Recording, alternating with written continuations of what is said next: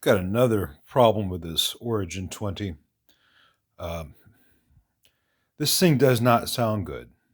And quite aside from the problem in the output shown in the previous video, um, I noticed that with the volume, here's the volume pot, all the way down, there was still quite a bit of bleed. And that was regardless of the push-pull and gain staging. And I verified that the wiper of the pot is going all the way to ground when it's off. So the wiper of this volume pot is being grounded out. There should be no bleed from that. The feed to this volume pot from the coupling cap here goes on this trace from the board through this shielded connection to the input of the volume pot. And the return, I don't know if it's directly from the wiper or whether it's going through this shift knob and circuit, as they call it. I think is going through the shift thing first, then comes back to the main board through this shielded wire. But then it runs over here to these two resistors and capacitors across each one, which are some gain stage stuff and, setting various levels before the second triode of V1. And that is controlled by a relay as to which of those networks, if either is in circuit.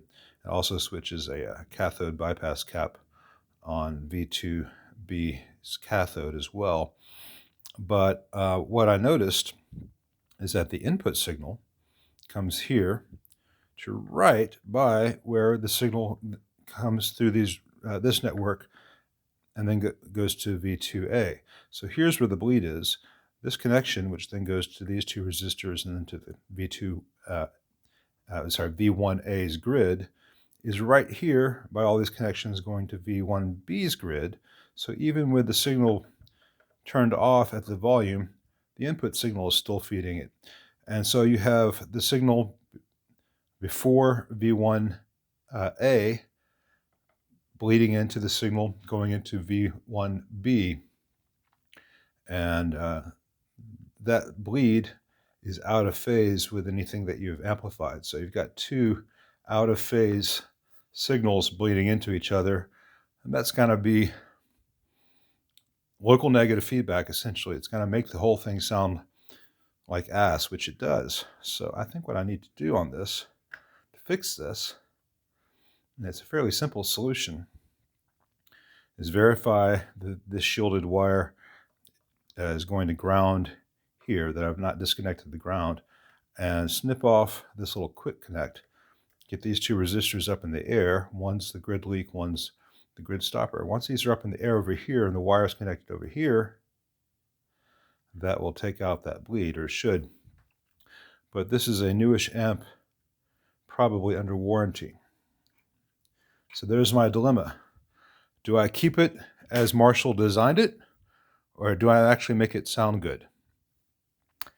It's a tough one, isn't it? All right, it's worse than I thought. I lifted these two resistors up to get them physically away from this spot, and I ran the input wire to here, again, to avoid this area on the board. And that has reduced the bleed quite a bit.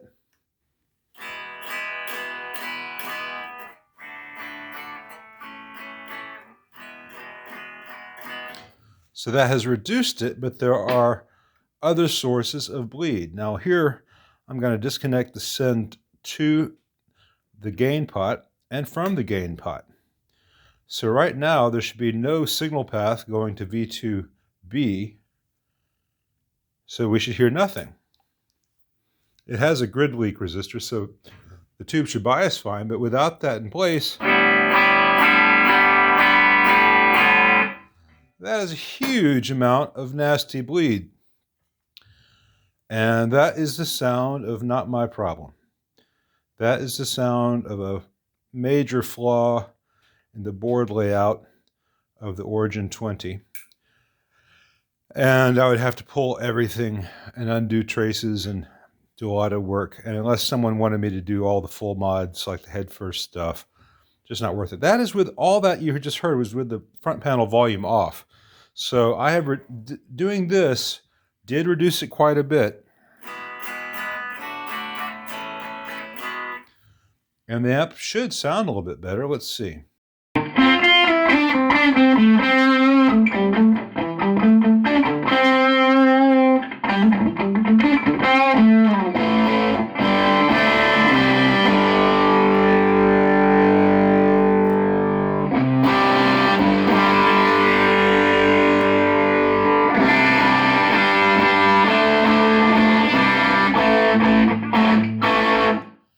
So yeah,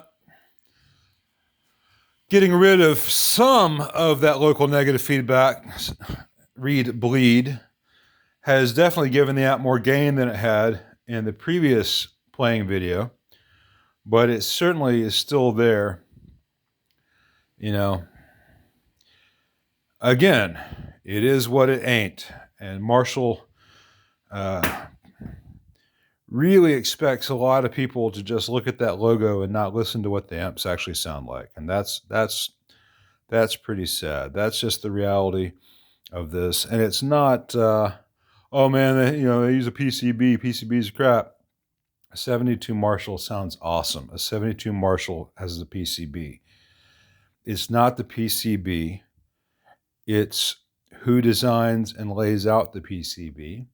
And then who plays the damn thing and says, yes, that is acceptable for sale. That deserves the vaunted Marshall logo